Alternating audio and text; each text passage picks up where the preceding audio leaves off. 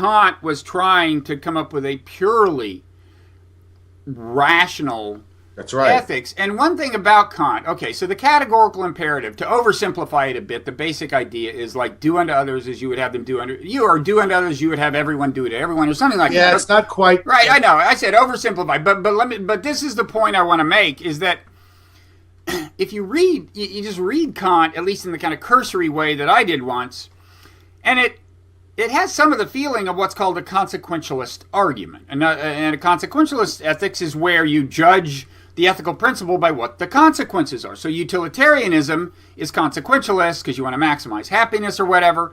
And of course, that is not purely reasonable because it begins with a preference. You want happiness for people. I mean, you're positing. Mill would not argue for it that way, though. Well, Mill made the case that happiness is the intrinsic good, and he makes a rational case for that. Well, I've kind of made that case. He does not give an emotive sort of argument. Well, although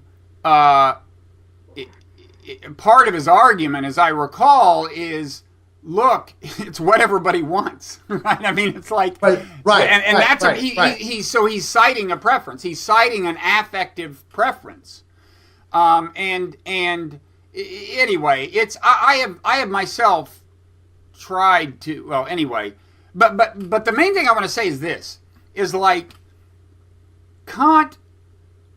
Kant scholars will generally say, no, it sounds like a consequentialist argument to you, but at least some of them will argue that, no, that's a misunderstanding. It's not consequentialist. It is a misunderstanding.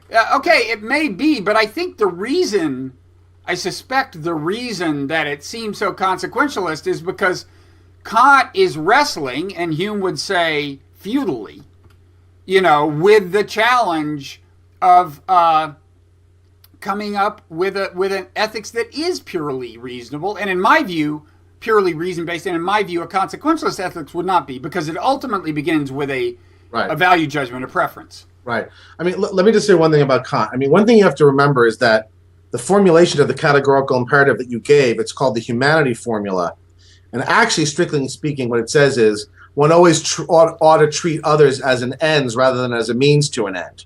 It does not say treat others, that's the golden rule. But wait, there's a formulation of it even by him that's close, that sounds more like the golden rule. But the two most important formulations are the first two.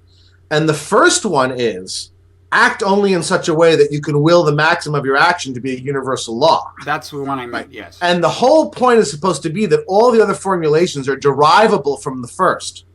Now, I couldn't. Okay, but where does the first come from? If you asked me to do it, I couldn't, right? But I know people that can. I mean, people who are but my question is, where does that first principle come from? Oh, is the first one about the ends and the means, or which no? The first one is about universalizability of maxims. My question is, where does that? I think that's the one he can't get to.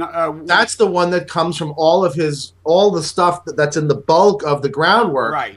About the condition. Really, what Kant thinks is that obligation, that duty is a condition of rational personhood. Uh-huh. And this is tied in with his political liberalism.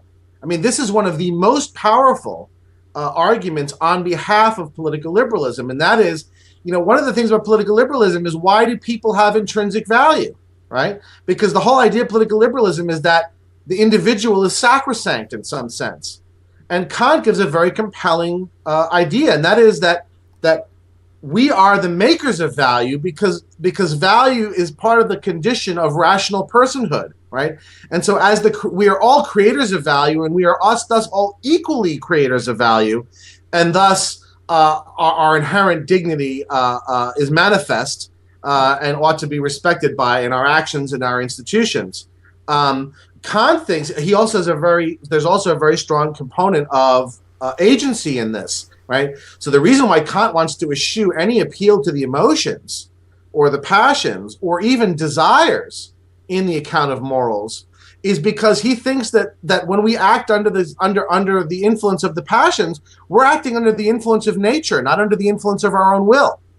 Right? We're actually not. He thinks we're acting most freely when we conform to the rule, not when we break it. Right? Conform to the moral rule, yeah. Right? I mean, most people would say, well, what is people would define freedom as freedom from rules. Right. And Kant thinks that freedom is the result of self-legislation, right? That when we legislate the rule to ourselves and follow it is when we're most free. Well, I agree. I mean, but you don't agree about the stuff about the passions and well, I agree that freedom. I mean, I agree that a common misconception or a use of freedom that I don't subscribe to is freedom consists in doing what you want. Freedom consists in following your feelings. I think it's the opposite. I think freedom consists in reflecting on your feelings and, of course, Hume would at this point say, how are you going to finish that sentence, Bob? Reflecting on your feelings and what? And then deciding to do what they're not urging you? Well, fine. But ultimately, that decision is going to have a feeling associated with it. That's just another urge, right? And that's true. But even Hume, I think, distinguishes between the violent passions and the calmer passions. He has feeling like, so aesthetic appreciation to him has higher value, like contemplating the beauty of something has higher value than raping and pillaging in accordance with your feelings. Yes, he does.